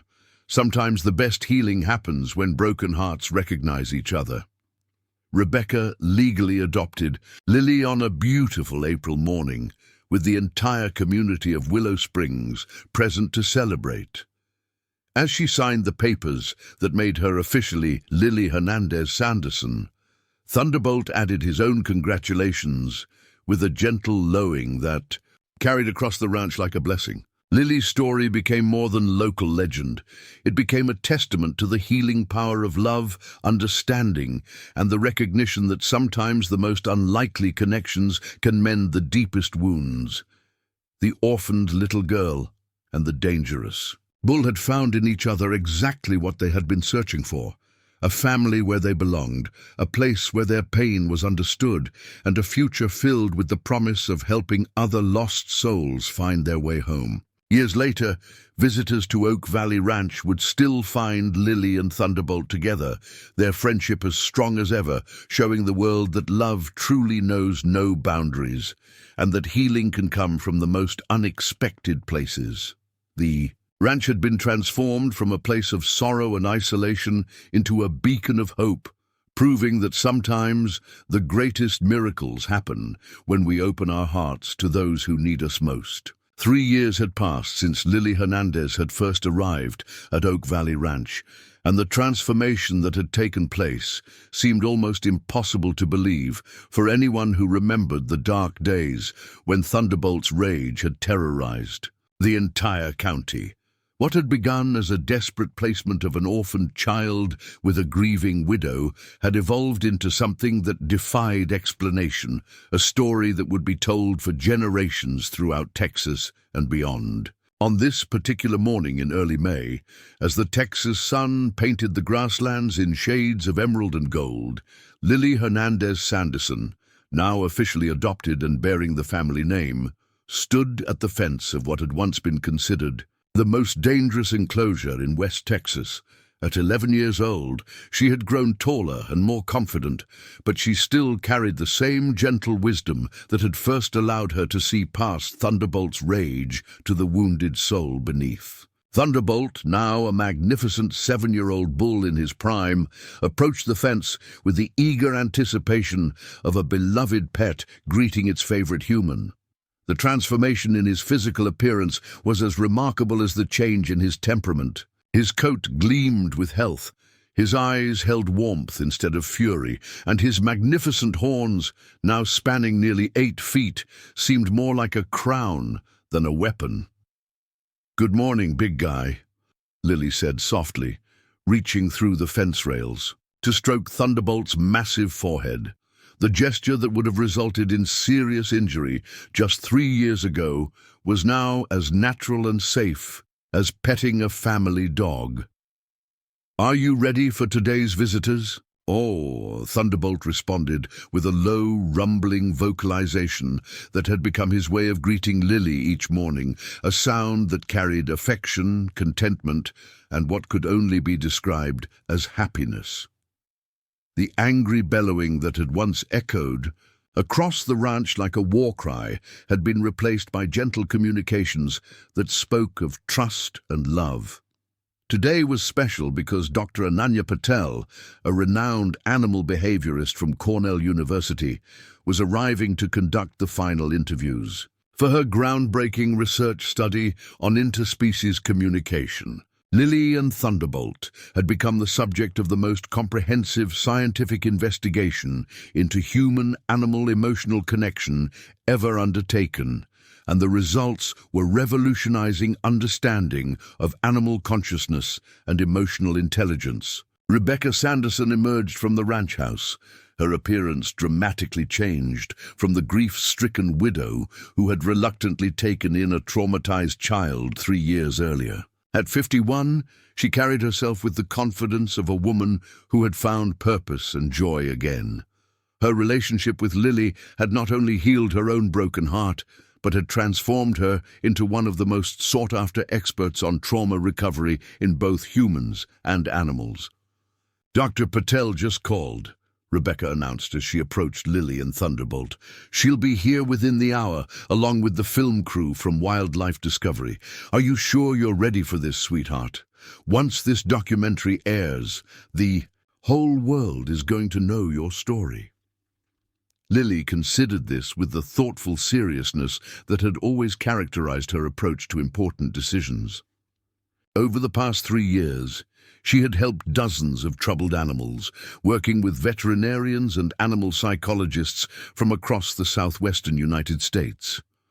Her reputation had grown far beyond the borders of Texas, but she had always been selective about media attention, preferring to focus on the animals that needed her help rather than on fame or recognition. "I think it's time," Lily said finally. "If telling our story helps other people understand that animals have feelings just like we do, then it's worth it," she added with a smile that lit up her entire face. "Besides, Thunderbolt wants to be famous, don't you, boy? D." As if understanding every word, Thunderbolt lifted his massive head and let out a sound that was unmistakably positive. A bovine laugh, if such a thing were possible. The interaction drew a chuckle from Javier Ramirez, who had been observing from a respectful distance. Now, in his 64th year, Javier had become something of a celebrity himself as the ranch foreman who had witnessed the impossible transformation of the most dangerous bull in the county. "That animal's got more personality than half the people I know," Javier observed, adjusting his well-worn cowboy hat. "3 years ago, I was ready to put him down myself. Now he's fixing to be on television, showing the whole world that love can tame any wild heart." Maria Ramirez, now 67, but still spry and sharp as ever, emerged from the house carrying a tray of her famous cinnamon churros and hot chocolate. Her role had evolved from housekeeper to grandmother figure, and she took immense pride in Lily's accomplishments while maintaining her practical, no-nonsense approach to life. "Lily, Majita, you come get some breakfast before these fancy people arrive," she called. "You can't save the world on an empty stomach, and that bull will still be here when you're done eating." Lily laughed and gave Thunderbolt one final pat before heading toward the house. "She's right, you know," she told the bull. "Maria's breakfast is the most important meal of the day, and her churros are better than anything they have in fancy restaurants." The transformation of Oak Valley Ranch extended far beyond Lily's relationship with Thunderbolt. What had once been a struggling cattle operation on the verge of bankruptcy had become the most successful animal therapy center in the southwestern United States. The Lily Hernandez method of animal healing had been documented, studied, and replicated by veterinarians and animal behaviorists worldwide, though none had achieved quite the same miraculous results as Lily herself. The ranch now housed a state-of-the-art facility for treating traumatized animals, funded by donations from around the world and grants from major universities studying animal psychology. Horses that had been written off as dangerous after abuse found healing in Lily's patient care. Cattle that had become aggressive due to neglect learned to trust humans again through her gentle approach. Even domestic animals, dogs with separation anxiety, cats with behavioral problems, and exotic pets with trauma histories, came to Oak Valley Ranch for treatment that conventional veterinary medicine couldn't provide. But perhaps the most remarkable aspect of Lily's gift was how it had expanded beyond individual animal healing to encompass broader understanding of the emotional connections between humans and animals. She had worked with children who had autism, helping them develop communication skills through interactions with gentle animals. She had assisted veterans suffering from PTSD, showing them how the unconditional love of healing animals could provide comfort that traditional therapy sometimes couldn't reach. Her work had even extended to elderly patients in nursing homes, where visits from specially trained therapy animals brought joy and emotional connection to those who had become isolated by age and illness.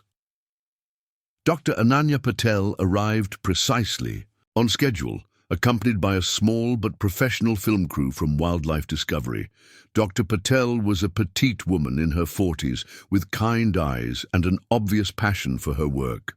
She had been studying Lily's case for over 2 years, conducting interviews, reviewing medical records, and observing interactions between Lily and various animals. Her upcoming documentary, titled The Girl Who Speaks to Bulls, was anticipated to be one of the most important films about animal consciousness ever produced. "Lily," Dr. Patel said warmly as she emerged from her vehicle, "I can't tell you how excited I am to finally capture your story for the world to see. Your work is changing everything we thought we knew about the emotional lives of animals." Lily greeted Dr. Patel with the poise of someone who had learned to be comfortable with academic attention while maintaining her natural humility. "Thank you for wanting to tell our story, Dr. Patel. But remember, it's not just my story. It's Thunderbolt's story too, and Rebecca's, and everyone who believed that healing was possible, even when it seemed impossible." The filming process was comprehensive and emotionally powerful. The documentary crew captured Lily's daily routine with the animals, her methods for establishing trust with traumatized creatures, and most importantly, her extraordinary relationship with Thunderbolt. They filmed the bull responding to Lily's voice commands, showing affection through gentle physical contact, and even demonstrating what appeared to be a sense of humor during their interactions. One of the most moving segments featured Lily and Thunderbolt working together to help a severely traumatized horse named Stormwalker, a rescue animal that had been so badly abused that 3 different equine therapy centers had declared him untreatable. The horse had arrived at Oak Valley Ranch 4 months earlier, violently rejecting any human contact and showing signs of deep psychological damage. "When Stormwalker first came here," Lily explained to the camera while standing, "next to Thunderbolt's enclosure, he was like Thunderbolt used to be, so hurt and angry that he couldn't trust anyone. But sometimes, when one broken heart heals, it can help heal another broken heart." The film crew watched in amazement as Lily brought Stormwalker near Thunderbolt's enclosure, speaking quietly to both animals in the gentle, empathetic tone that had become her trademark. Thunderbolt seemed to understand his role in the healing process, responding to the traumatized horse with calm, reassuring vocalizations that gradually helped the smaller animal relax. "Thunderbolt is telling Stormwalker that humans can be trusted," Lily translated, though to the observers it sounded like simple animal sounds. He's sharing his own story of how he learned to love again after he thought he never could. Over the course of several film sessions, the documentary captured Stormwalker's gradual transformation from a violent, terrified animal to one that could accept human touch and eventually trust again. The process took weeks of patient work, but the results were undeniable. Another impossible case had been healed through Lily's unique approach. Dr. Patel's documentary also explored the scientific implications of Lily's abilities. Brain imaging. Studies had shown that when Lily interacted with animals, both her brain patterns and the animal's stress indicators changed in ways that suggested genuine two-way communication. Veterinary assessments documented measurable improvements in the health and behavior of animals under Lily's care, results that couldn't be explained by conventional animal training methods. What Lily demonstrates challenges our fundamental understanding of consciousness and emotional connection, Dr. Patel explained during one of her on-camera interviews. She's not training these animals in the traditional sense. She's communicating with them on an emotional level that we're only beginning to understand scientifically. But perhaps the most powerful element of the documentary was its exploration of the broader impact Lily's work had on the community and beyond. The film featured interviews with families whose children had been helped by Lily's animal-assisted therapy programs, veterans who had found healing through their work with rescue animals at the ranch, and elderly individuals whose lives had been enriched by visits from Lily's specially trained therapy animals. One particularly moving segment featured Camila Alvarez, a young woman whose father, Diego, had been Thunderbolt's original handler before disappearing 3 years earlier. Camilla had recently graduated from veterinary school and had come to Oak Valley Ranch to understand what had happened to the bull her father had cared for so deeply. "My father used to say that Thunderbolt had a soul that was too big for his body," Camilla explained tearfully as she watched Lily and Thunderbolt interact. "He would come home from work and tell us stories about how intelligent and gentle Thunderbolt really was beneath his size and strength. Seeing him now, so happy and peaceful, I finally understand what my father saw in him." The reunion between Thunderbolt and someone connected to Diego was deeply emotional. When Camilla spoke in Spanish, the language Diego had used with the bull, Thunderbolt's response was immediate and profound. He seemed to recognize something familiar in her voice and manner, responding with the same gentleness he showed Lily, but with an added quality that suggested memory and recognition. "It's like he remembers your father through you," Lily observed, watching the interaction with fascination. "Animals don't forget the people who were kind to them, even when those people can't come back." As the documentary filming neared completion, Dr. Patel asked Lily to reflect on what she had learned during her 3 years at Oak Valley Ranch and what she hoped people would understand about her work with animals. "I think the most important thing I've learned," Lily said thoughtfully, sitting on the porch swing where she had spent so many evenings as a frightened 8-year-old, "is that healing happens when we stop trying to fix things and start trying to understand them. Thunderbolt didn't need to be trained or controlled. He needed to be heard and loved, and that's true for people too." She paused, looking out at the ranch that had become her home and sanctuary. "When I first came here, I was just as broken as Thunderbolt was. We helped each other remember that it's okay to trust again, that not everyone will hurt you, and that sometimes the people who understand you best are the ones who have been hurt in similar ways." Rebecca, who had been listening from the kitchen doorway, stepped onto the porch and put her arm around Lily's shoulders. "Lily taught me that healing isn't something you do alone," she added. "It's something that happens when broken hearts recognize each other and decide to mend together." The final scene of the documentary showed Lily, now 11 years old, working with her newest challenge, a young bull named Justice who had been rescued from an illegal fighting operation. Like Thunderbolt 3 years earlier, Justice had been labeled as irredeemably dangerous and aggressive, but Lily approached him with the same patient confidence that had transformed Thunderbolt, speaking to him about understanding, healing, and the possibility of learning to trust again. "Every animal deserves a chance to heal," Lily said to the camera as Justice slowly began to respond to her voice. "Just like every person deserves a chance to heal, the hardest part isn't teaching them to trust. It's being worthy of that trust once they give it to you." As the documentary crew packed up their equipment and prepared to leave, Dr. Patel approached Lily for one final conversation. "Lily, your work is going to change the world. This documentary will be seen by millions of people, and it's going to revolutionize how we think about animal consciousness and emotional intelligence. How does it feel to know that your story with Thunderbolt is going to have such a massive impact?"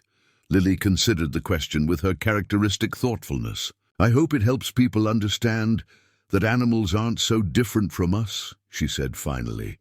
"They feel love and fear and sadness and joy just like we do. If people can learn to listen with their hearts instead of just their ears, maybe there will be less hurt in the world, for animals and for people." 6 months later, The Girl Who Speaks to Bulls premiered simultaneously in theaters and on Wildlife Discovery's television network. The response was overwhelming and immediate. The documentary received critical acclaim for its scientific rigor, emotional depth, and powerful message about the connections between humans and animals. But more importantly, it sparked a global movement toward more humane treatment of animals and greater recognition of animal emotional intelligence. Veterinary schools began incorporating Lily's methods into their curricula. Animal shelters reported increased adoption rates as people gained a deeper understanding of animal psychology. Legislation protecting animals from abuse was strengthened in multiple states, with lawmakers citing the documentary as evidence that animals deserved greater legal protection. Lily herself handled the sudden international fame with the same grace and wisdom she brought to her work with animals.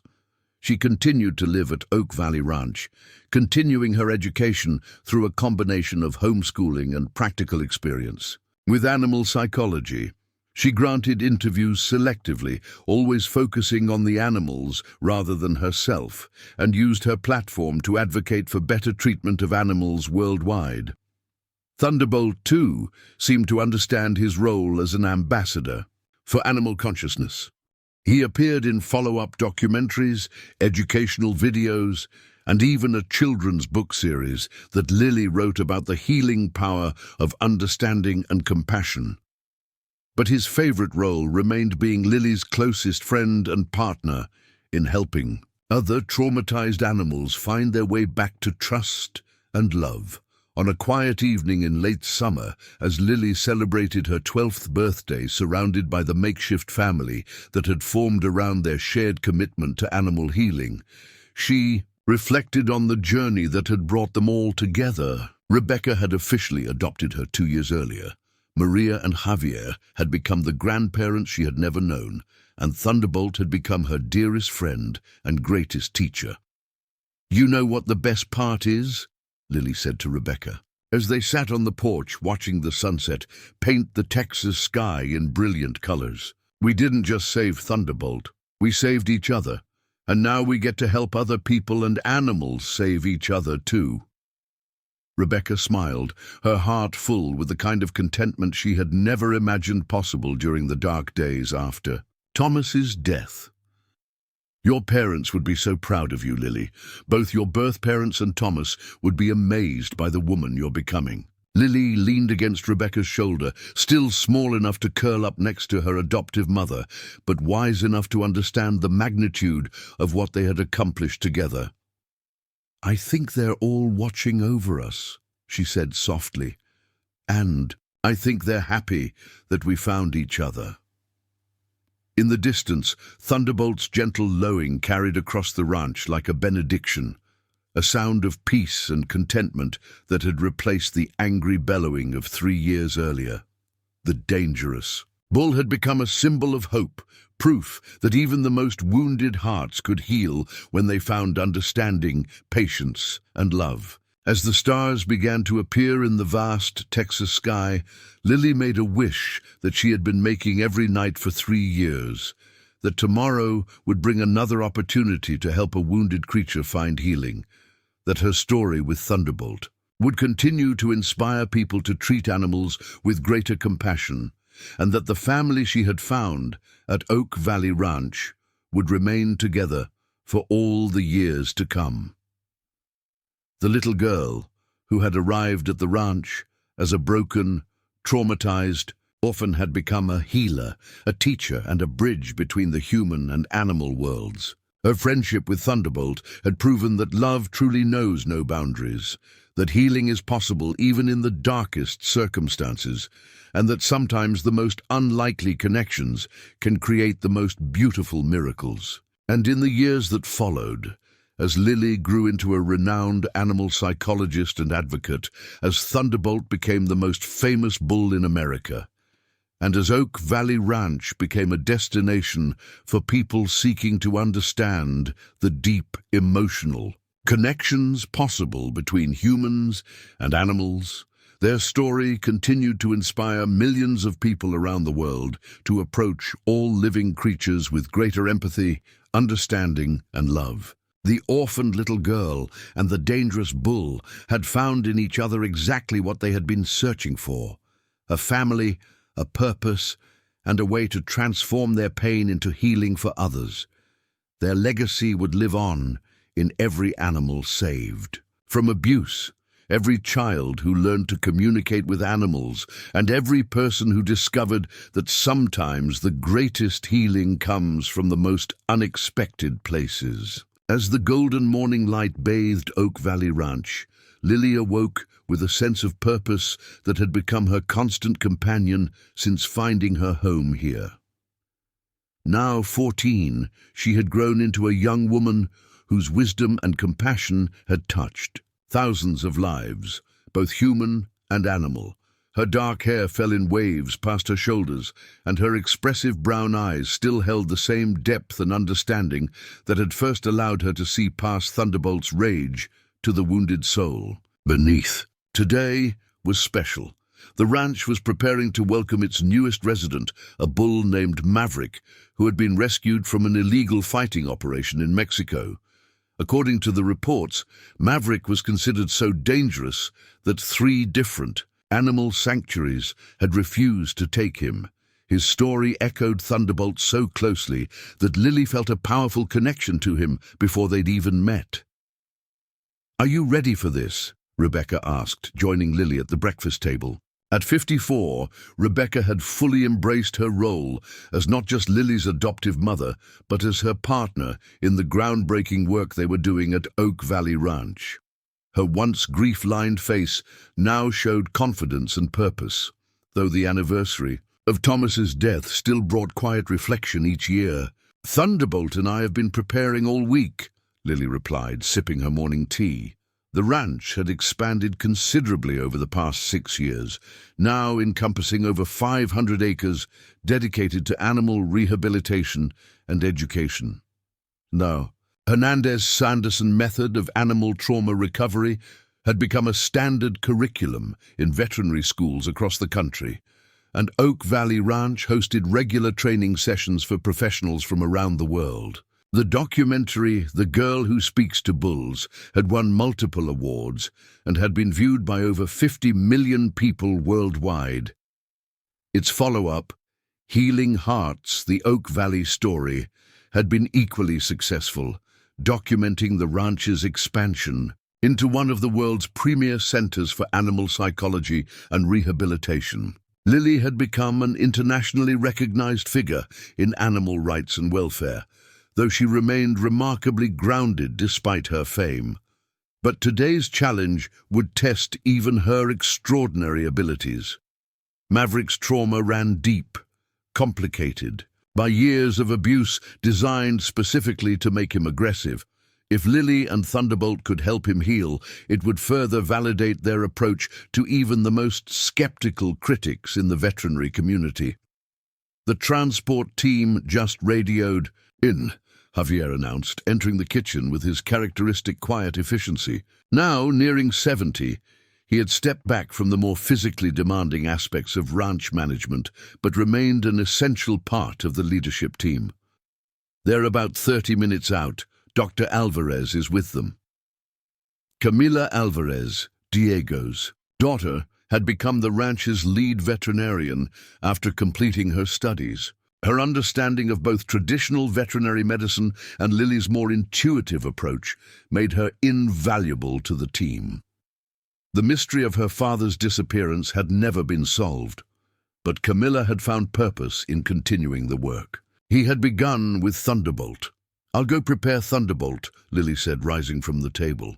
Over the years, Thunderbolt had become not just her closest animal companion, but an active partner in the rehabilitation of other troubled animals. His ability to communicate with his own kind had proven crucial in cases where traumatized animals rejected all human contact. Now, 10 years old, and in his magnificent prime, Thunderbolt had achieved a level of international fame that would have seemed impossible during his dangerous bull days.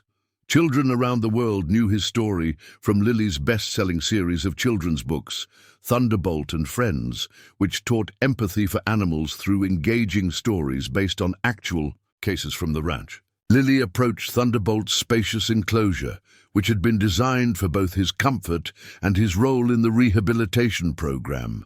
Unlike the confined space he had once occupied, his current home featured several acres of grassland, shade, trees, a comfortable shelter, and even a small pond.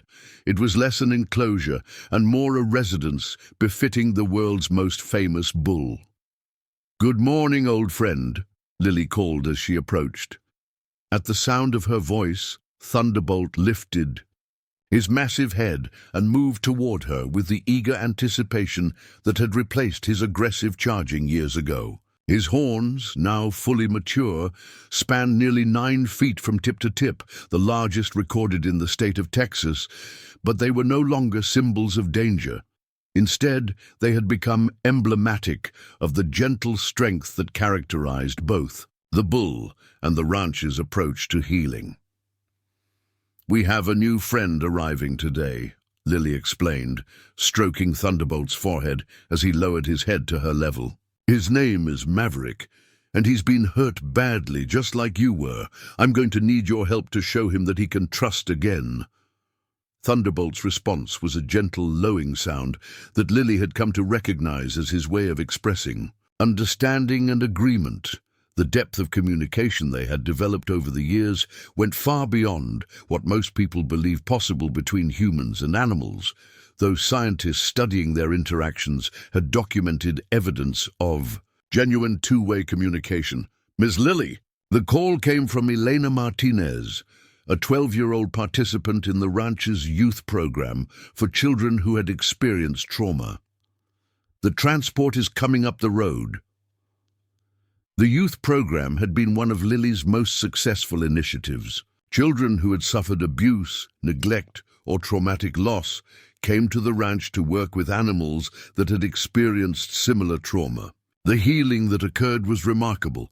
Children who had been unable to connect with therapists or foster families often found their first emotional breakthrough while working with animals who understood their pain. Lily gave Thunderbolt one final pat. "We'll be back soon with our new friend. Rest up, we're going to need your wisdom today." The transport vehicle that arrived was specially designed for dangerous animals, with reinforced walls and carefully controlled access points. As it came to a stop in the ranch's receiving area, Lily could hear snorting and banging from inside. Clear signs of an animal in distress. Dr. Camila Alvarez descended from the passenger seat, her expression a mixture of concern and hope. At 32, she had become one of the country's leading experts in large animal psychology, combining her father's intuitive understanding of bulls with her formal veterinary training. "It was a rough journey," Camilla reported, embracing Lily, briefly before turning to the transport. "He fought the sedation more than we expected. He's awake now, but disoriented and extremely aggressive." Lily nodded, mentally preparing herself for the challenge ahead. "What's his physical condition?" "Multiple scars from fighting and human abuse, signs of malnutrition, though he's been receiving proper nutrition for the past month at the holding facility. No major infections or diseases, thankfully, but significant psychological trauma."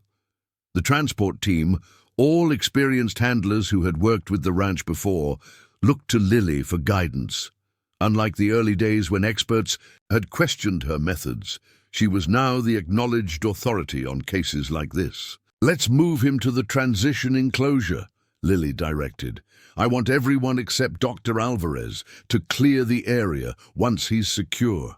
No sudden movements, no loud voices, and absolutely no negative energy. He's been through enough already."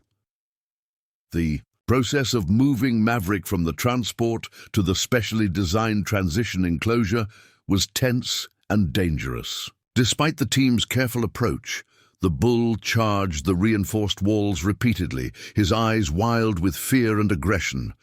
His coal-black coat was indeed marked with numerous scars, and his powerful build spoke to years of being conditioned for fighting. Once Maverick was secured and the team had withdrawn, Lily positioned herself at the observation point where she could see the bull clearly without being in direct danger. Camilla remained nearby, monitoring vital signs through remote sensors that had been attached during Maverick's initial examination. "He's showing extreme stress indicators," Camilla noted, studying the readings on her tablet. "Heart rate elevated. Stress hormones at maximum levels.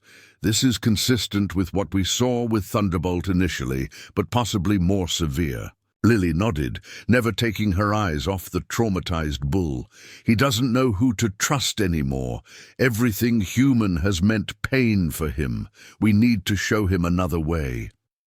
What followed was the beginning of the methodical, patient process that had become the hallmark of the Hernandez-Sanderson method. Unlike traditional animal training techniques that focused on dominance or behavioral modification, Lily's approach centered on emotional connection, empathetic communication, and creating safe spaces for traumatized animals to process their fear.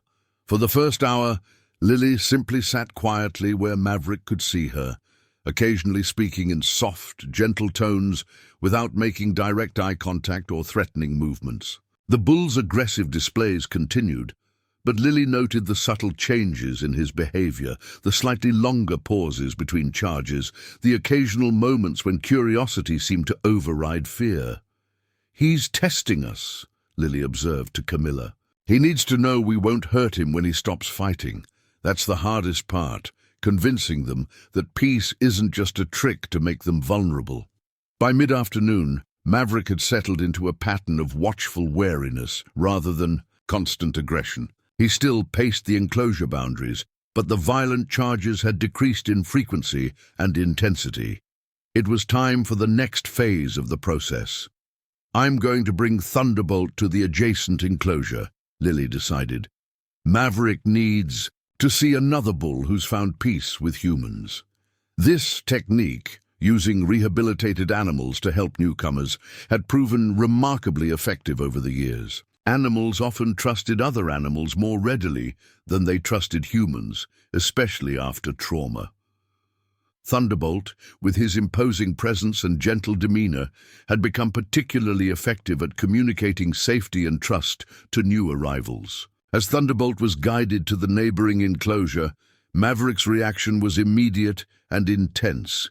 He moved to the shared fence line, posturing aggressively with head lowered and pawing the ground. Traditional bull behaviors meant to establish dominance. Thunderbolt's response demonstrated the extraordinary transformation he had undergone during his years with Lily. Instead of responding with matching aggression, he simply stood calmly at the fence, his massive head held high but not threatening, his body language communicating confidence without challenge.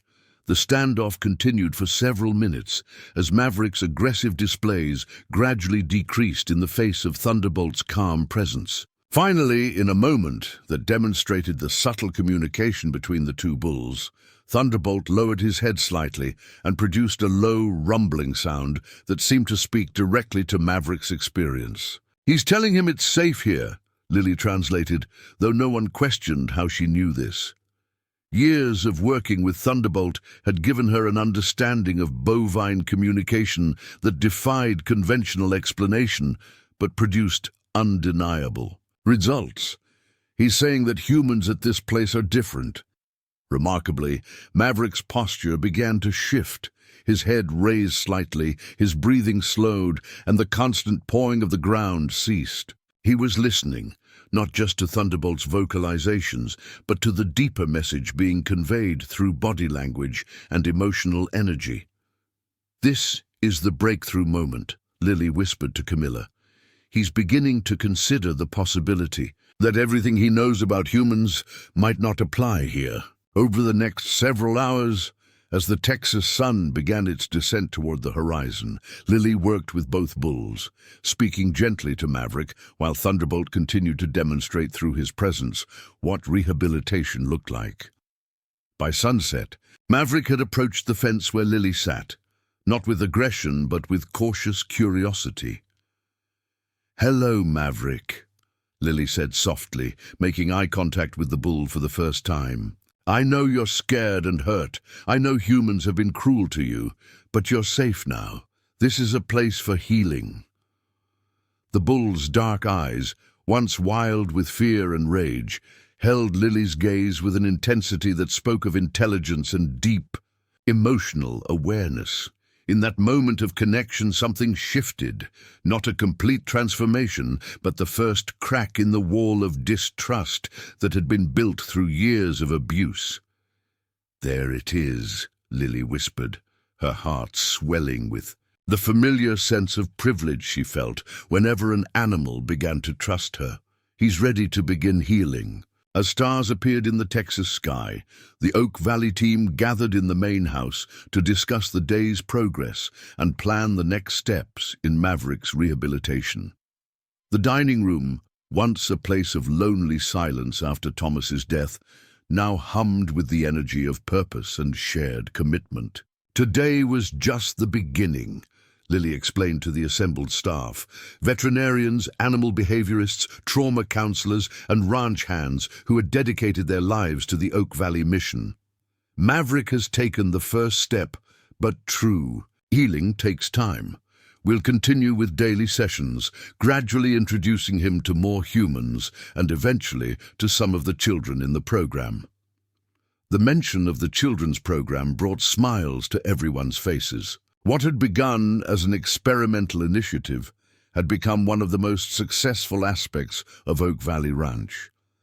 Children who had experienced trauma worked alongside animals who had survived similar experiences, creating bonds that facilitated healing for both. The program had been featured in medical journals for its groundbreaking results in treating childhood PTSD and emotional disorders. "Speaking of the children's program," Rebecca interjected, "I wanted to share some exciting news. The state legislature has approved full funding for our expansion. Starting next month, we'll be able to accept twice as many children, and we can finally build the residential facility for long-term participants." The announcement was met with enthusiastic applause. The ranch's funding had evolved over the years from Rebecca's personal resources to a combination of private donations, research grants, and now government support as the effectiveness of their methods gained mainstream recognition. "None of this would have been possible without you, Lily," Rebecca added, her voice filled with maternal pride. "Your gift has changed countless lives, animal and human alike." Lily shook her head with characteristic humility. "It wasn't just me. It was all of us together, and it started with Thunderbolt. He was my first teacher." As the meeting concluded and the team dispersed to their various responsibilities, Lily stepped onto the porch where she had spent so many evenings over the years. The ranch stretched before her, a landscape transformed from a place of grief and isolation into a sanctuary of healing and hope. In the distance, she could hear Thunderbolt's gentle lowing, now joined by Maverick's tentative responses as the two bulls continued their conversation long after the humans had retired. It was the sound of healing beginning, of one wounded soul showing another that recovery was possible. "Your parents would be so proud," Rebecca said softly, joining Lily on the porch. "Both your birth parents and Thomas." Lily smiled, feeling the presence of those she had lost not as pain but as inspiration. "I think they're still with us in some way. I feel them sometimes when I'm working with the animals or the children, especially at moments when something breaks through and healing begins." Rebecca put her arm around Lily's shoulders, marveling at how the frightened 8-year-old orphan had grown into this remarkable young woman whose compassion and understanding had created ripples of healing throughout the world. Tomorrow's going to be a big day, Lily said, her thoughts returning to Maverick, but I think he's going to surprise us. There's something special about him, something like what I first saw in Thunderbolt. As mother and daughter stood together, under the vast Texas sky, the sounds of the ranch surrounded them, gentle animal vocalizations, the whisper of wind through grass, and the distant laughter of children who had found safety and understanding at Oak Valley. It was the soundtrack of lives being transformed, of trauma giving way to healing, of fear surrendering to trust. The journey that had begun with a grieving widow reluctantly taking in an orphan child had blossomed into something neither could have imagined. A place where broken hearts found wholeness, where the wounded became healers, and where the most unlikely connections created the most beautiful transformations. And at the center of it all was the extraordinary bond between a once dangerous bull and the girl who had seen past his rage to the wounded heart beneath. A partnership that continued to show the world that healing was possible, that trust could be rebuilt, and that love truly was the most powerful force for transformation in both humans and animals alike. Up next, you've got two more standout stories right on your screen. If this one hit the mark, you won't want to pass these up. Just click and check them out. And don't forget to subscribe and turn on the notification bell so you don't miss any upload from us.